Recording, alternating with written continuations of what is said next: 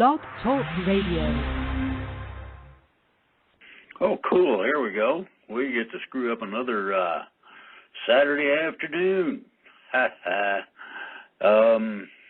There is a bit of fun and games going on that people ain't paying attention to, and there's a lot of it. I'm gonna start this off with war. Oh boy. And then I'm going to switch over to a little bit of a problem that people seem to have. Knee jerks. I hope I don't offend those who have any knee-jerk reactions. I would not want to exclude or include anybody into something they might not want to be a part of. What I got is, all in all, it's a very little reaction to some really exciting things, and absolutely no press, just like I just said. It don't seem like anything's happening. Many view everything through the ideology of what is politically correct. Oh, if you got a job and you voice the wrong thing to the wrong people, see ya. They'll find a way to get rid of it, and that means you. Politically correct is going with those with correct politics, according to what side you are on. You pick a side and run with it. Now, as a lot of people know, I get around quite a bit in terms of doing things. From one place to another, I hear, read, and see just about everything, good, bad, and ugly. And some of it is, ooh, fugly. To start with, I'll call on those in Virginia who decided to demonstrate against their state government's destruction of Second Amendment rights. It's a call to action. Now, anybody that's on here who has people in Virginia, I put a link on here about the oath of office. That is meant to be shared with anybody you can do it with. Now, my suggestion is you use that and remove those people. And the problem with it all is rights. Rights are now a politically included part of the cancel culture.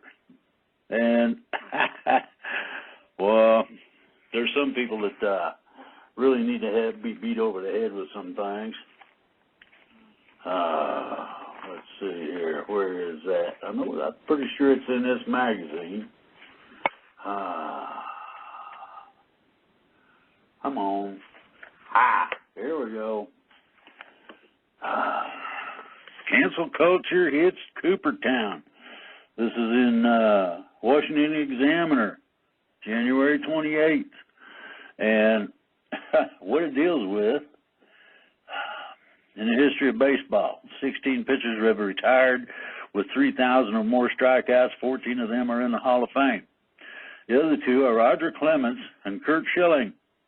Clemens cheated using banned steroids for years and lied about it. Bad boy. Schilling, on the other hand, has bad politics. 30% of baseball writers voted to reject Schilling from the Hall of Fame. Now, wonder why that was. Well, it says bad politics. It's not kidding. Curt Schilling, no Hall of Fame. He publicly supported Trump, and sports writers have elevated bad politics to the level of cheating. If you're politically incorrect, you're done and canceled.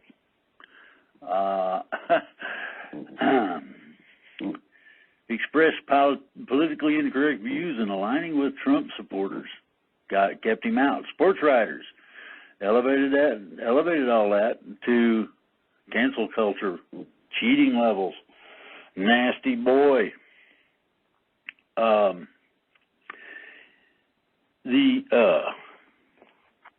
situation has not been resolved and very probably won't be resolved right away. Now, we had a big bunch of horse hockey go on in Virginia, had some in Kentucky. They had protests about things that they can see directly affect them, better known as Second Amendment rights. You know, the one about keep and bear arms shall not be infringed, but they infringe on it anyway. Well, there's another one here. Same sort of thing. The war on parents' rights. And this is in that same Washington Examiner, January 28th.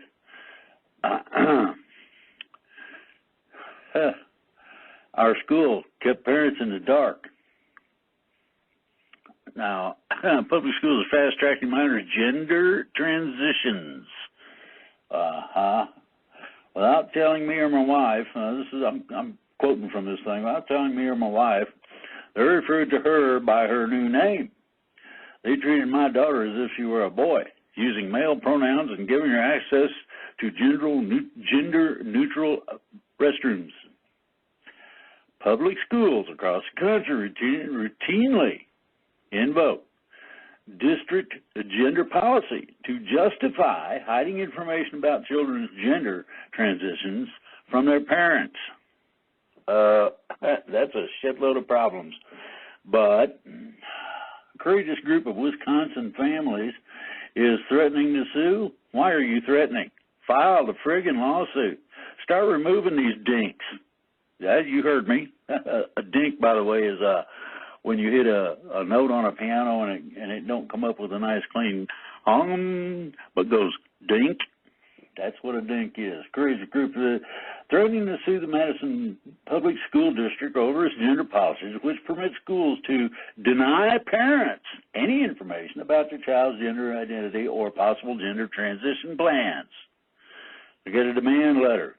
Specifically, the policy allows children at any age to change gender identity at school without parental notice or consent, prohibits teachers and staff from notifying parents about this without the child's permission now, and in some circumstances even requires teachers and other staff to actively deceive parents. Now, parental rights. Do you believe you have the right to raise your child the way you see fit? Or what? Or does the school take over because they happen to have physical possession of your kids? They're fighting to protect their constitutional right. Under the due process clauses of the state and federal constitutions to direct the upbringing and education of their children. That is to say, parents' rights. All conservatives, not just parents, need to pay attention. Hello, we need to spread this, make this go crazy like free beer. The Madison school system gender policies, like similar policies embedded in public schools across the country, betray an appalling disregard for parental rights and for the limits of state power. You remember them nice little things where they get some kind of a drag queen, and they want to educate your kids about drag queens. Now, where did they get the right to do that? They didn't. So you get the children's welfare involved. These policies should scare the hell out of parents and grandparents, and they ought to outrage anyone who believes the family precedes the state. The state simply has no authority to control parents' involvement in their child's life. Most U.S. public schools today, gender ideology has displaced scientific, religious, and moral truth as the authority on who we are and what we can do with your kids. So, yeah, the schools will affirm their identity and support their transition, even if their mother and father won't. Oh, I see. So we're going to play a moral game here. The child's say-so is all that it takes for the school district to shut the door on parental involvement in the child's in-school gender transition. No parental notice, no parental consent, no big deal. It's to support the children, you know. They got excuses at the yin-yang. She told me that her office, which oversees, this is a Maryland school official, She told me that her office, which oversees gender transitions, has had issues with parents who find out after the fact that the school facilitated a child's gender transition. When they say, "How dare you?" this person demurs, saying, "We're here to support the child," and passes the buck to the school's legal department. Well, guess what? The school's legal department is liable to go bust on this one.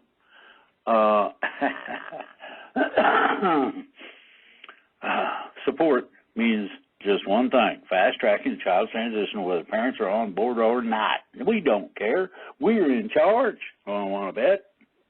These gender policies not only usurp parental rights, they also endanger children. Children seeking to transition typically experience gender dysphoria, a recognizable psychological diagnosis, and often require professional assistance whether or not they transition. And parents, and only parents, can select and pay for such assistance and provide information, informed consent on the behalf of their children. I wonder how many school districts can afford what it costs to have that done. I mean, you want to get into it? I mean, we can get into it.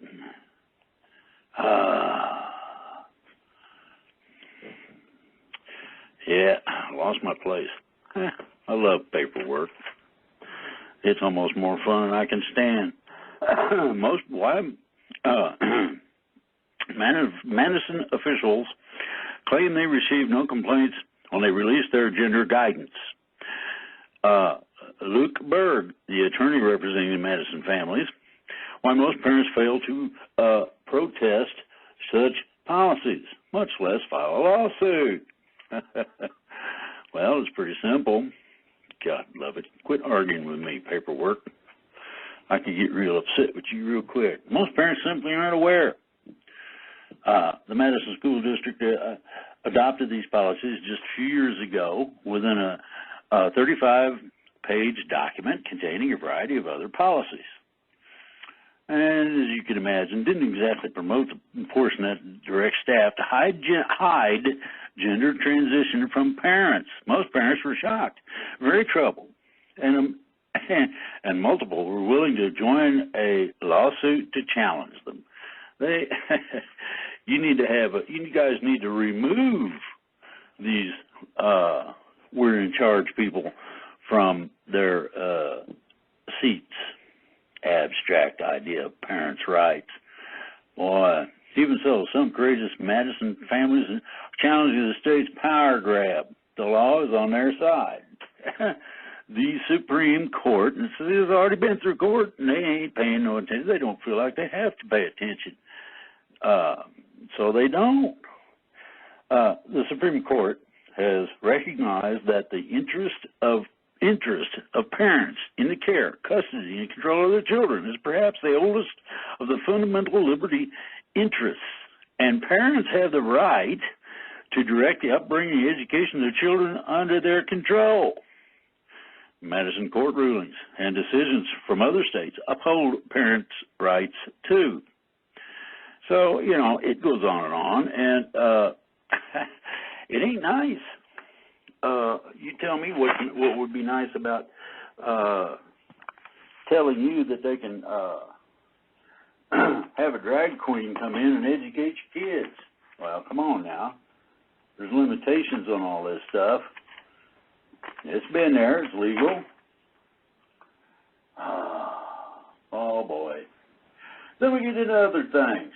Now, this goes to structural portions of our government. Nobody's paying attention to that either. Neither party wants to budge on which witnesses testify or don't. Well, there ain't going to be any witnesses. They voted that down. Oh, I bet there was some hemorrhaging on the Democratic end. Ohio senator wants a permanent classification of the deadly drugs. Fentanyl, among others, are listed. Climate proposal supported by many Republicans and Democrats is an iffy bet. Nuclear energy is critical to the goal of reaching zero greenhouse gas emissions. Oh, no, it ain't. and it's a friggin' lie. Why is it a lie? Well, first of all, what does it take to mine this shit? Secondly, what does it take to dispose of it, because you're not listening to people such as myself who talk to you about the double burn, where you don't have any nuclear waste. Joe Biden's bad internet breaking idea, revocation of Section 230 of the Communications Decency Act would really screw things up. No free speech. What about the $1 billion for firing the prosecutor? Oh, and the prosecutor suing the shit out of him. Outright revoking Section 230 of the Communications Decency Act, which provides websites protection from being held liable for things posted on them. Communications Decency Act, signed into law in '96, targeted free speech. Well, if you're not engaging in content moderation at all, then you're a distributor with no liability, like a bookstore. Now, think about that very carefully. There just wouldn't be a Facebook or YouTube if 230 disappears. Now, think about that. Every single piece of content having to be approved by a group of lawyers. You realize how much they'd have to charge for that service if they had to go through that? Revoking 230 would allow big tech companies to maintain an even deeper monopoly over the discourse on the internet, as they have the resources to comb through all the content. Ooh, the smaller fry, smaller fish. See ya.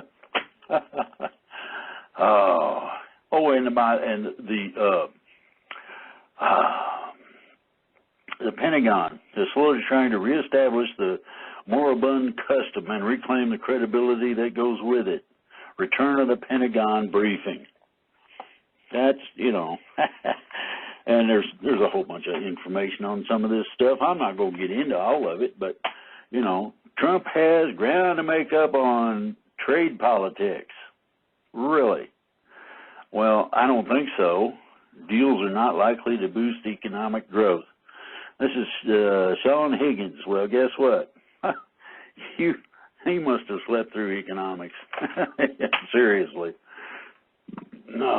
More. The economy's unsung hero is low interest rates. And that's mostly true. I say partly. Trump was right to herald this era of low nominal interest rates and inflation.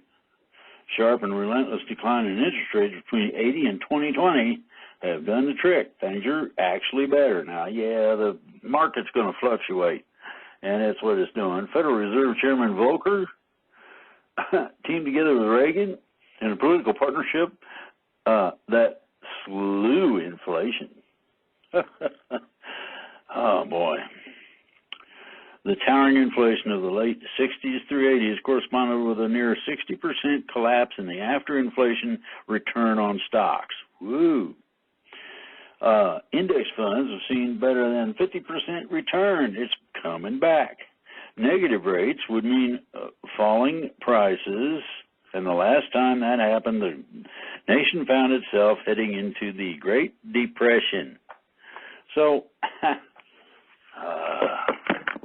some people have a screwed up idea as to what should be done and how to go about it. And then we got the Caucasus. Brooklyn invades Iowa. I'm not going to read this one.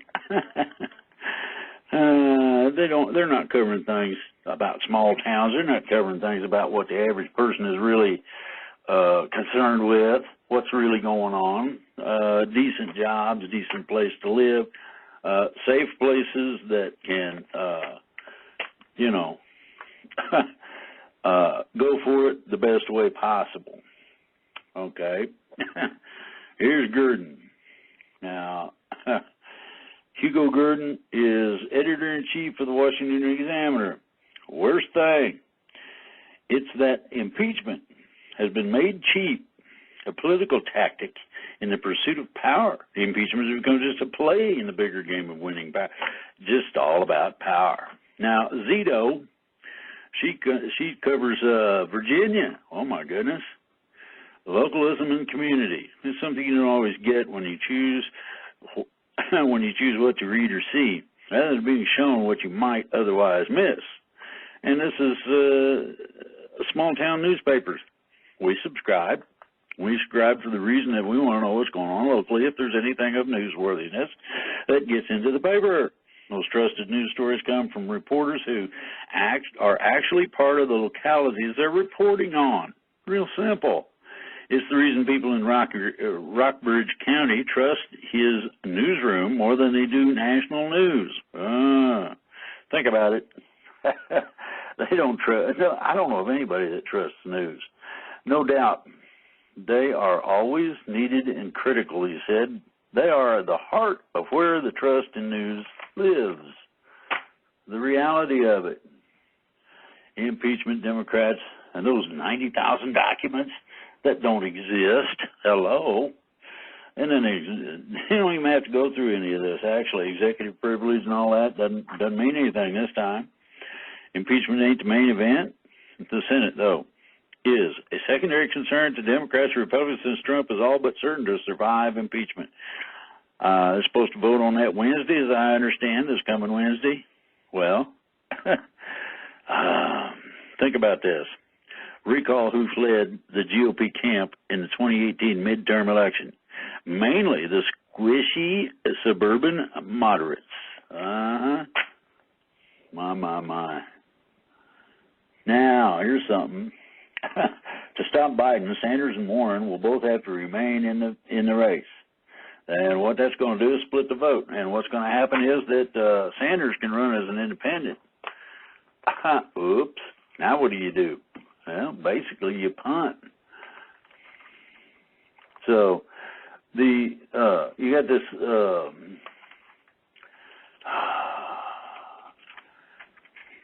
fun and games going on. And then you got the Green New Deal. Can't make it if the Green New Deal can't make it in Portland, it can't make it anywhere. It's already failing in Portland. Why do I say that?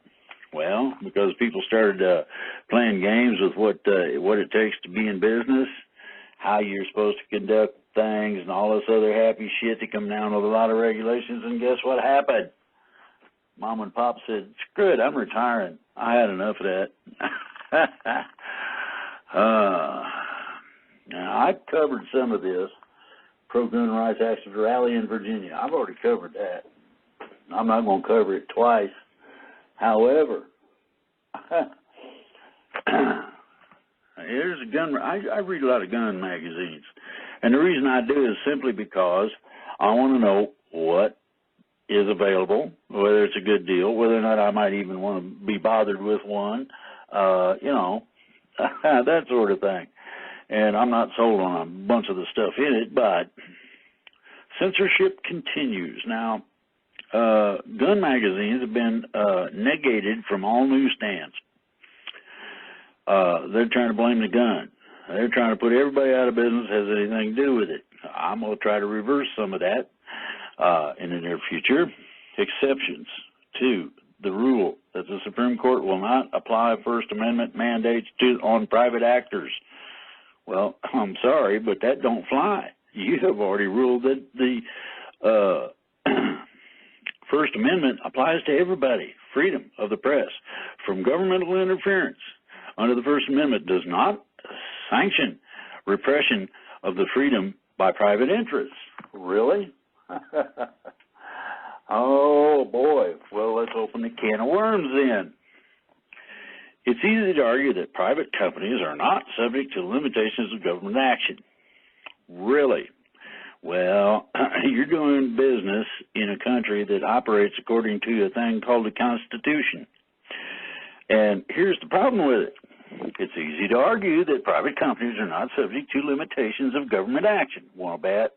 But this line of thinking was rejected by numerous state courts when businesses were once attempting to discriminate against customers based on race, religion, gender, income, education, etc.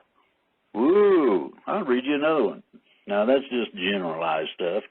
Associated Press versus U.S. at 1945 ruling. Now, try this one, a little younger. Stanley versus Georgia, 1969.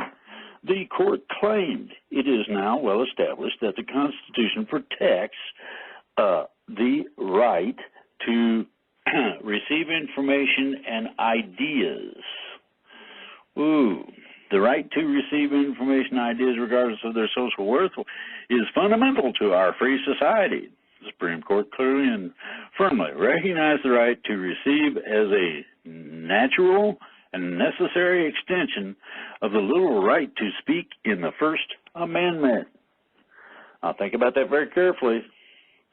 These these court cases are not something to play with, believe me. Now, I haven't really gone through this one all together, but I can tell you which gun it is, which one's coming out swinging. God love it. Come on now. Guns and Ammo. That's the name of the magazine. Oh, and I got a new website I'm going to put up here shortly on the Facebook page so everybody can chew on it. Be nice about it now. Here we go. Time to choose. This is from The Nation. Oh, my God. This is an old one. Time to choose. It's old according to the date on it. It says February 10th. My. Admiration for the two real progressives. Sanders and Warren. Time to choose. I put a double arrow. Trump. And there's a reason for my picking him. I don't really like the way he acts a lot of the time, but that don't matter. I really don't give a shit. To date, he is the only one I have come up against in terms of looking at what he's done and looking at the promises kept, and he's the only one so far that's gotten anything done. The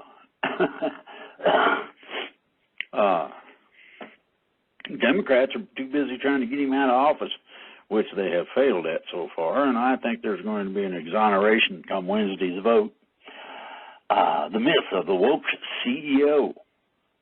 Well, the CEOs are very aware. This is Aaron Ross Coleman, and this is again in The Nation.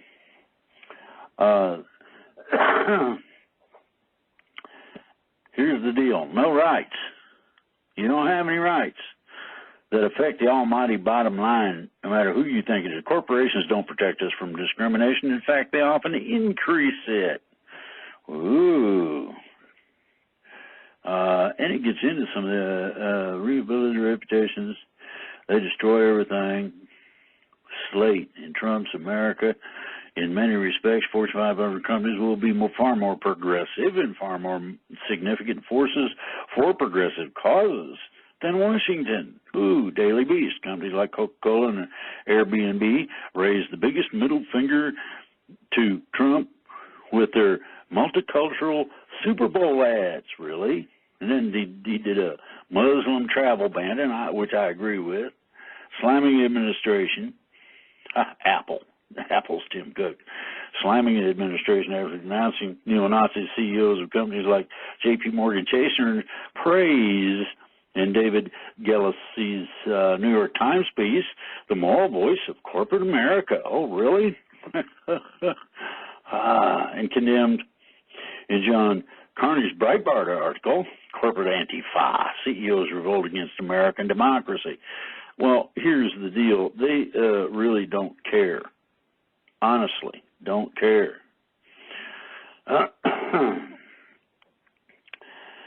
The idea that people have stepped in to take care of what hasn't happened, well, here's a Vanity Fair deal. Moral Bermuda Triangle of Trump, oh boy. Vanity Fair. The Deferred Action for Children or Childhood Arrivals program. Maya Kosoff posited that tech leaders wanted to protect immigrant children so badly they'd fight for Dreamers even if it costs their companies money. calling for Congress to focus on finding a legislative fix to protect dreamers. Tech companies are effectively prioritizing the immigration issue over tax reform, but tax cuts cleared Congress. DACA didn't. Ooh. Despite the grandstanding, chest pounding of companies like IBM, FedEx, Facebook, earnings still matter more than equality. Private sector pressure campaigns failed to extend DACA and the Muslim travel ban or reverse Trump's trans and military ban, yet succeeded in slashing taxes, lowering emission standards, and reducing environmental protections. Shows where the interests of the so-called special interests lie. Corporate influence remains so cooked that last year, after losing in court with former employee Cheryl Hubbard, FedEx owed more on a gender discrimination and retaliation judgments than it did on corporate taxes. Mercy sakes.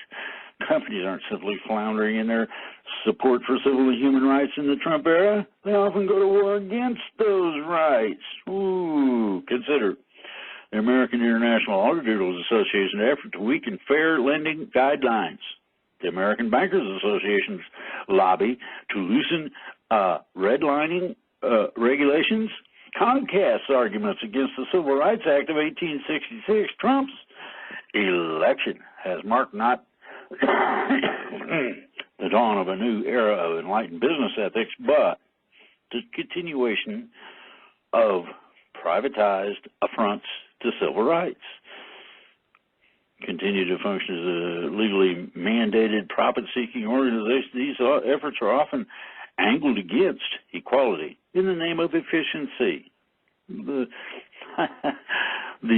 holy bottom line, the blessed things. Now, this person is either living under a rock or not really aware much for whatever reason.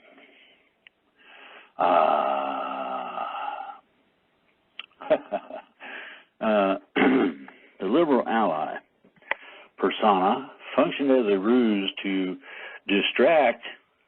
extract more money. Quit fighting me. To extract more money from already ransacked black neighborhoods. Relabeled decrepit slums. Now, think about this. They didn't build on this. Speculators hid fire damage, warped floors, loose wires, faulty boilers, leaking pipes. Sellers pulled the wooden boards off buildings condemned for demolition and flipped units unfit for human habitation to black buyers. Oh, we can screw you guys. You don't know nothing about it. The homes crumbled and the support for fair housing collapsed along with them. Despondent, well-intentioned liberals are looking to the private sector for answers.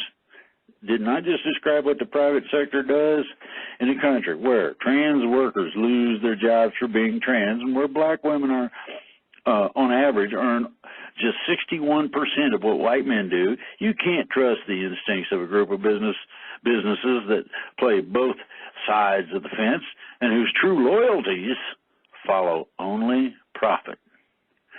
Businesses must be compelled by law to treat people equally and to ensure rights independent of our age, ability, race, gender, color, or creed. You ever hear of the Civil Rights Act?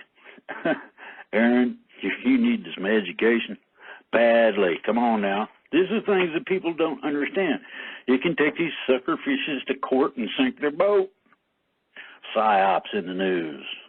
Oppo-dumb season is upon us. This is how the opposition research sausage is made. Oppo-dumps occur closer to election time, when more voters are paying attention. Now, what it is, welcome to Oppo-dump season, the most wonderful time in the electoral campaign when reputations are wrecked, personal lives ruined, and voters misled. All it is opposition research dump. That's all it is. Horse hockey. And I'm not going to read any more of that. Well, I don't know.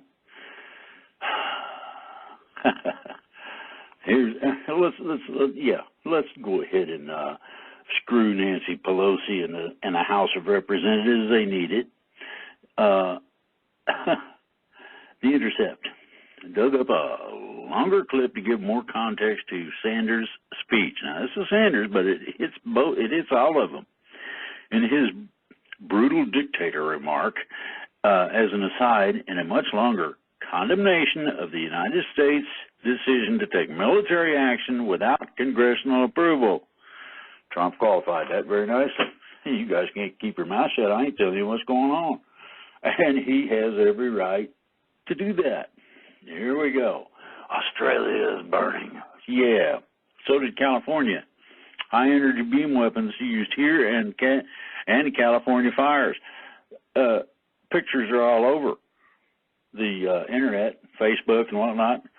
And this is what it amounts to is climate change horse hockey. Why is that? Well, how do you get away from a laser beam? And I ain't talking about one of them little funky pointers.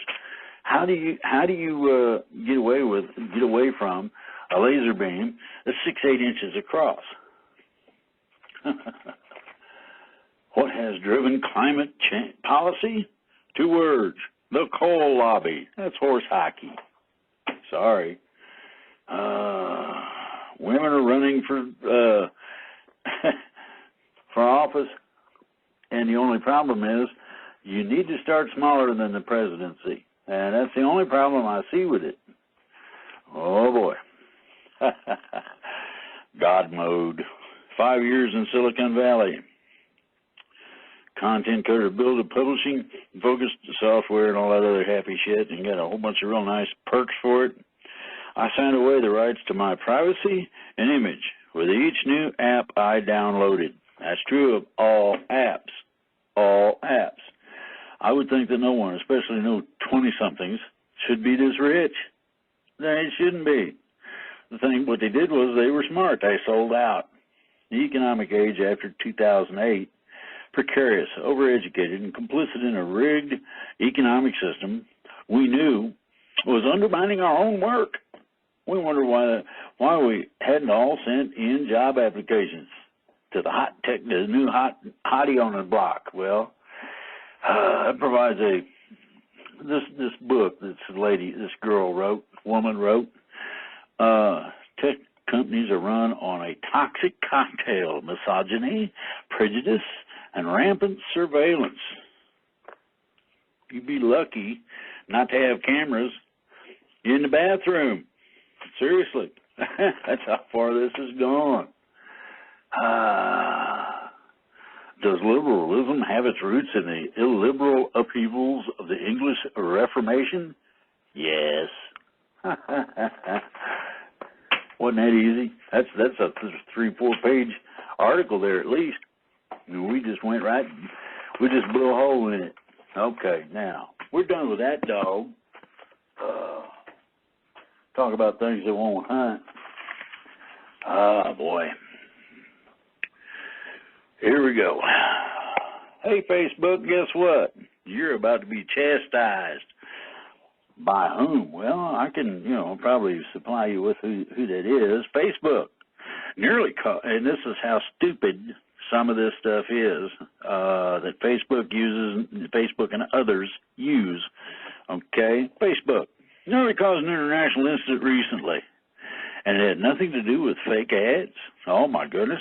It wasn't a news item on Chinese President Xi Jinping's visit to Burma, rendered his name as Mr. Shithole. And embarrassed Facebook looked into the matter and explained that the company's Burmese to English translation software did not recognize the name Z, that's XI, so it considered the name as a partial word and guessed what it was short for, and the word it selected was translated in English as shithole. Think about it. Could happen to anyone, right? Well, neither company had any official comment. Z did look even more grumpy than usual in the official photos. Hate speech and electoral meddling are regrettable enough, but this is called autocomplete. I wouldn't be surprised if it starts World War III someday. Think about it. How stupid you got to be to fall for that crap. California's crusade against CEOs. So, trends in household income are a little correlated with those in executive compensation. China truce is weak. Oh, the trade deal is weak. What a crock of BS. It's very strong, as a matter of fact. The thwarted ambitions of Xi Jinping. How Taiwan stands in the way of the new Chinese empire. That can go several different directions at the same time, or nowhere at all. Now, I got somebody in Chicago that I'm actually going to give accolades and kudos to. Free speech for all. I question that, and I say never at the top of it with the arrow. However, Jeffrey R. Stone, a free speech professor at Chicago, says different. This particular professor is Jeffrey R. Stone of the law school. Ooh, he is a champion of free speech on campus and elsewhere. Love it.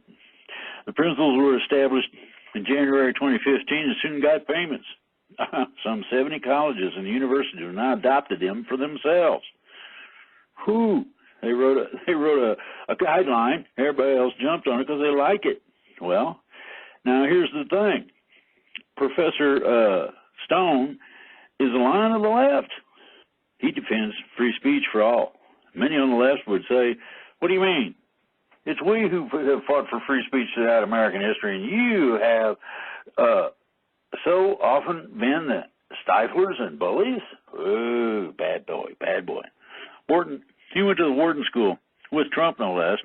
Same graduating class as Donald Trump in 1968. Stone was not aware of the future president. What he's done, though, is radicalize the idea, just like a certain video I saw, and you're going to love it, I think. Think about somebody being shouted down. Seriously, think about that. Okay, now let's take it to the next step.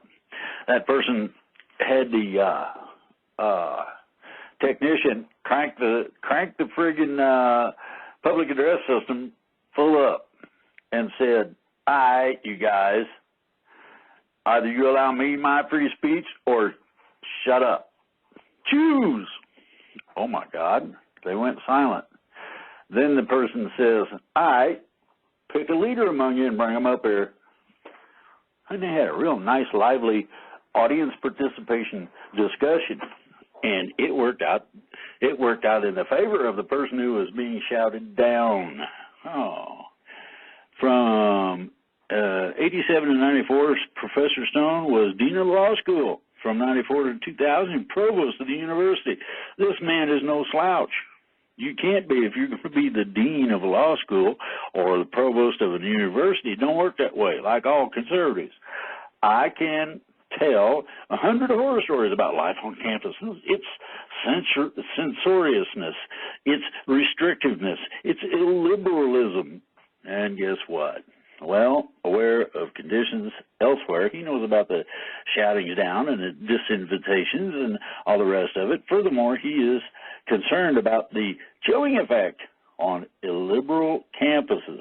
If a person has been otherwise and others punished for speaking out, they'll keep quiet. They will shut up. 2014, Rutgers University invited Condoleezza Rice, former Secretary of State. Now, I don't have no use for her, but to give its commencement address. She accepted, but protests against the invitation were so severe and hysterical, she said, nah, forget it. She begged off. The president of Chicago, Robert Zimmer, surveyed the national scene and decided to form a committee. The Committee on Freedom of Expression at the University of Chicago now. He asked Professor Stone to chair it. For it came the Chicago Statement with its principles. From it came the Chicago Statement and its principles. The Chicago Statement gives freedom of speech to everybody. You got a problem or a protest? Well, then you bring them up on stage and you talk about it.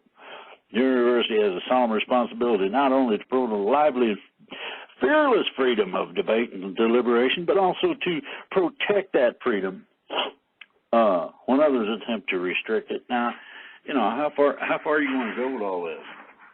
It gets funny sometimes. Now, my question to everybody doesn't have squat to do with the indirectness of some of the things I've got going on here. Some of it's comical, but I'm not going to get into all this. Here's what I'm going to do.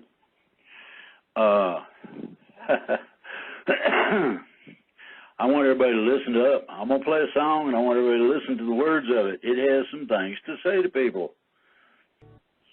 Now, let me ask you a question here. I see questions on the Facebook page, this, that, and the other thing, but I need to ask everybody what the deal is. I have stipulated that everybody needs to fight for their rights, and I'm not seeing much of nothing. Now, if there are legalists in the audience, or someone who would be interested in it, I might even be able to work out some funding. I don't know about that part. I'll find out if they'd like to work pro bono, great. But parental rights, that means the education system's got to be taken on. Think about that very carefully. The right of non-censorship also applies. You can't censor people's rights. It doesn't work that way. So what I'm looking to do is to, let's see here, I'm going to type this in so, the clunky, you get over yourself.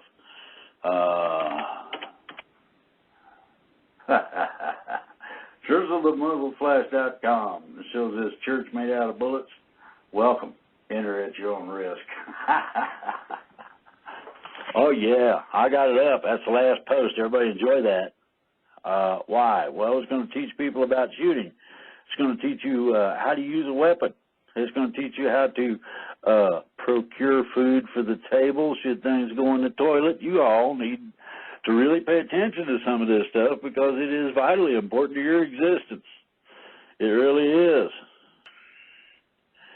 And what I need, like I said, if somebody has a discriminatory problem on a legal basis, all right, be parental rights or anything you choose, Second Amendment rights, let me know. There are ways to rectify these things. Now, I've got some other things that are going to be international in scope that I'm going to be involved with very shortly. Now, screwing over a baseball player is one thing, but the reasons for it suck canal water. You think kneeling at the national anthem's bad? This really does it. Now, here's how this goes. I would like to see, find it here, I would like to see more people pick up the gauntlet. These people are telling you that they are in charge of you and your kids, your life, whatever, and there's a lot of people out there that are at the break point. This is why you hear about these nutcases that lose it and go shooting people. Listen to this carefully. You heard of that, I would imagine, to get the idea. Now, here's the ideology behind that. An outlaw state of mind means that you need to get on here and start organizing.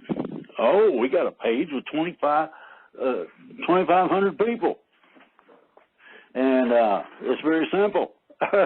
I'm sure there's some people out there who are members of the Facebook page who have access to things that others don't, such as a legalist that don't like the way things is going or would like to start some trouble with somebody. They're out there. You got to find them, though.